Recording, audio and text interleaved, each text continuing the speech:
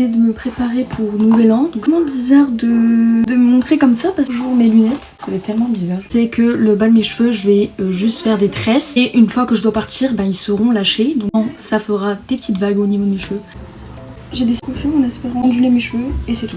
Je vais casser la tête, mais on va rester sur ça. Là, on va parler de cette année 2025 qui a été genre vraiment mouvementée au niveau de la K-pop. Et genre, en premier, je vais commencer à utiliser une crème hydratante. Vraiment, tu l'ouvres et du coup, je vais faire ouf. Alors, premièrement, cette année, moi, j'ai commencé à travailler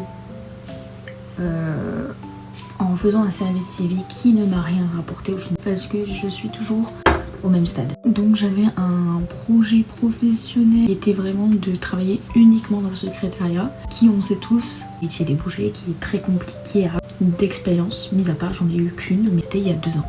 Ça va faire 2 ans. À la recherche des stages jusqu'au mois de juillet. Pas vécu la meilleure des années 2025. Celui-ci, mais j'ai suivi ce produit là, je l'ai acheté sur Temu. Essayé de faire des leçons de conduite et justement mon permis. Ça a été super compliqué parce que moi je suis rentrée dans une nouvelle auto-école.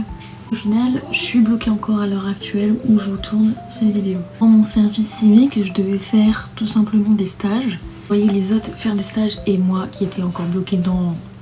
Je me dis ça y est, je vais abandonner ce pays, comment je vais faire? Et quand on a reçu un message comme quoi que si on n'avait pas des stages ou autre, on serait viré. Moi j'ai fait un message auprès du directeur du service civique et simplement que j'arrivais pas. Quand je lui ai montré toutes les preuves, les recherches, mes formations ou autre ou quoi, bon, il me comprenait donc ça va, j'ai bien vécu mon service civique. Moi durant le mois de janvier jusqu'au mois de juillet, je pensais au concert tout simplement parce que j'ai commencé à faire les achats du concert. C'est déjà l'année d'avant.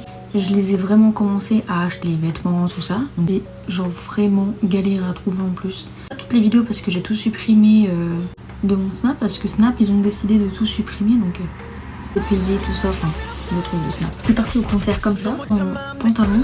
De là, je devais mettre une jupe. Mais j'ai cassé quelques heures juste avant le concert. Donc j'étais un peu déçue. Avoir la Lightstick m'a coûté super cher. Ça m'a coûté 80 €.